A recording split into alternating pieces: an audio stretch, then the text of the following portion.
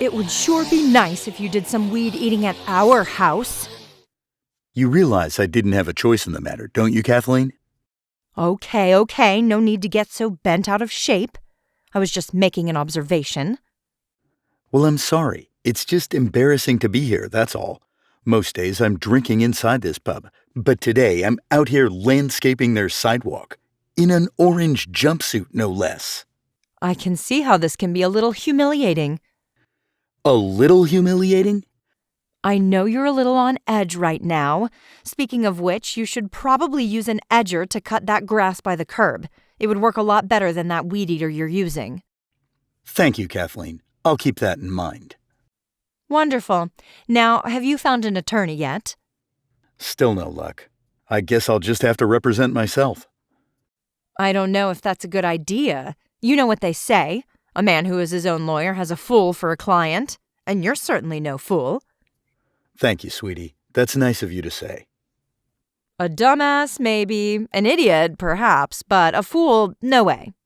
If you're trying to make me feel better, it's not working. There's no need to get snippy with me. Speaking of which, you might want to snip those shrubs over there because they look a little ragged. I'm going back to the house now. Want me to bring you a set of pruners?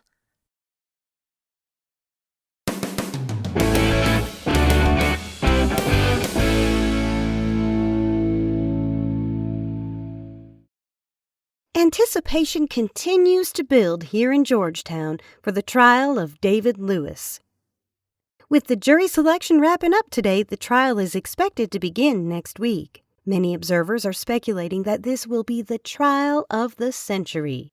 This is Haley Fraley reporting from the Scott County Justice Center. Hey Connor, hey Ella, what are you guys watching on TV?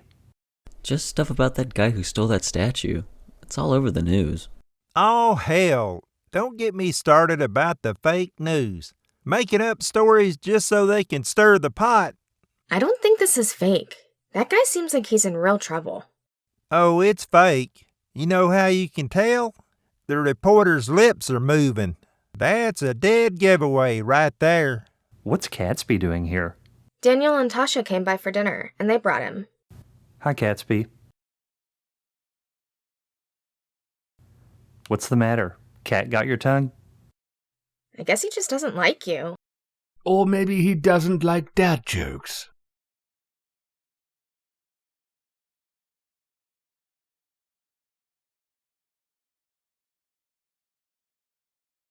It's good to see you, Catsby. I trust you're doing well. You can dispense with the pleasantries, Jarvis. I'm here on official business. You don't say. There's been some changes at the agency.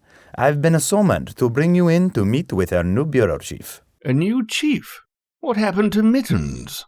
He was blinded by a laser pointer, I'm afraid. Humans really don't get how dangerous those things are. Oh, that's certainly unfortunate. Mittens was reassigned and is now serving as a comfort animal at Ashton Grove Senior Living. The residents there have taken quite a liking to him. Good old Mittens. Well, I'd be happy to meet the new chief. Would Friday work? My schedule is fairly packed that day, but I can probably squeeze it in between my early morning nap and late morning nap. I'm afraid this matter is of an urgent nature, Jarvis. The new chief has requested to meet with you immediately.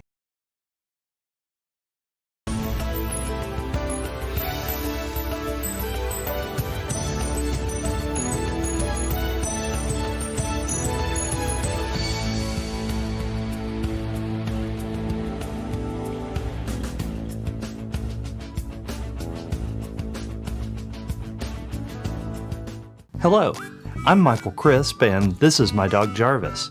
I'm not your dog, you're my human. There's a difference. Anyway, we're here to talk to you about health insurance. Health insurance? That's about as exciting as watching paint dry. I have access to plans that offer first dollar benefits, low deductibles, and unlimited major medical coverage. Can I choose my own doctors? I'm very picky about who sees me naked. You sure can. Because these are PPO plans, you can choose your own doctors and you don't need a referral to see a specialist. That sounds too good to be true. So what's the catch? No catch. You just have to medically qualify. These plans are designed for healthy people. Just call me and I'll ask you a few questions over the phone, and in just a few minutes we'll see if you qualify. Are fleas considered a pre-existing condition? I'm asking for a friend. No, Jarvis. Good to know. Today's episode of Georgetown, the animated series, is brought to you by Ann Huber, realtor with Lifestyle Real Estate. Born and raised in Georgetown, nobody knows the local housing market like Ann. If you're buying or selling, you can trust Ann to put her knowledge and experience to work for you. Georgetown Guitar Studies. Give yourself or someone else the gift of music with lessons for students of all ages and skill levels. Learn the songs you love at Georgetown Guitar Studies. Action Home Improvements. For all your construction, remodeling, and repair needs. We do it all, so give us a call. Mike Cyrus, professional photographer with Christopher Michael Images. For photographs that are timeless and tell a story, call Mike today. And Georgetown Scott County Parks and Recreation, growing strong roots for a healthy community. Hell, you sure got a big family. Y'all got more kids than the damn Waltons. Nathan, this is my daughter Holly, her boyfriend Trey, my son Daniel, and his wife Tasha. Would you like to stay for dinner, or do you have plans? Count me in. I ain't gonna turn down a good home-cooked supper. So, Trey, I hear Rhonda is the GM at that new Kroger store. You must be really proud of your mom. Please tell her we said congratulations. I'll tell her tonight. She got me a job there, and my first shift starts here in a little while. You're working at Kroger's? That's great. What will you be doing? Cashier, stocking shelves? The Coinstar machine. I'm afraid I don't understand. You know the machine that you put coins into and it gives you paper money back? Most people don't realize that there's a person inside that machine who does all that. Rhonda says if he does a good job, he might get promoted to the DVD rental kiosk in the lobby. The red box machine? You have big dreams, kid. I like that. It's a shame you can't stay for dinner. Me too, but I gotta run. The money won't exchange itself. See ya. So what's for dinner anyway? We're having catfish.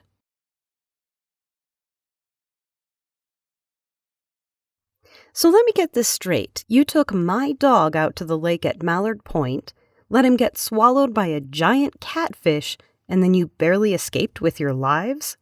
Well, that's oversimplifying it, but yes. I can't imagine Jarvis escaping from anything except from the tub during bath time. Nathan, are you all right? You barely touched your dinner. I'm sorry, Ann. It's just that brings back painful memories of that catfish we fought off back at the lake. Just how big was it? Oh, it was a hog, son. It was a hog. You must have been pretty scared. We stared death right in the face and lived to tell about it. Don't get me wrong. I'm glad we escaped, but I feel like I've got unfinished business with that thing. I won't rest until I go back to that lake and kill that damn thing once and for all. Like Moby Dick. Tasha, watch your language. I'm talking about the Herman Melville novel. Captain Ahab was obsessed with his pursuit of the great white whale, Moby Dick. He spent most of his life trying to find it and risked his life trying to slay it. The giant fish might represent something special or sacred to Nathan, like an unfulfilled dream buried deep within his subconscious. Or perhaps it represents something much more profound, like the meaning of life itself. No, I just want to kill it, that's all. We lived in Mallard Point for several years, but I don't remember any giant catfish in the lake when we were there.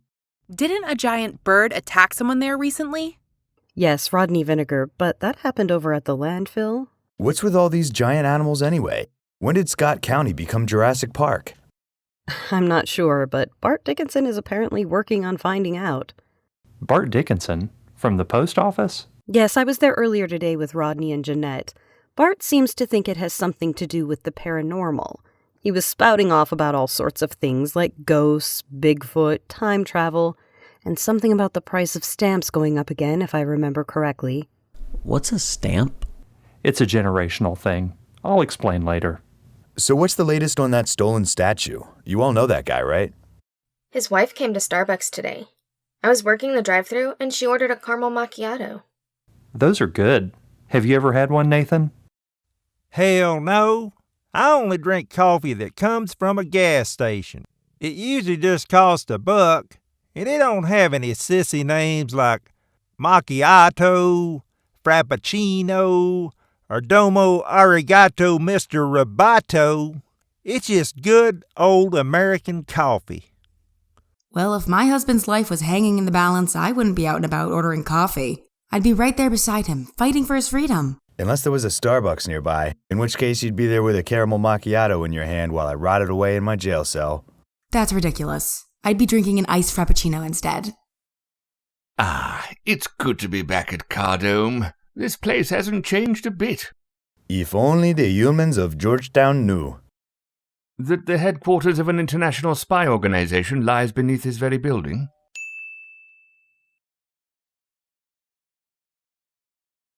And the fact that this organization is comprised entirely of household pets? Yes, I suppose that too would blow their minds. Headquarters. It's just as I remember. Well, let's get this over with. Where's the new chief? I'll meet him, then be on my way. She'll be here any second now. She? Hello, Jarvis. Well, I'll be damned.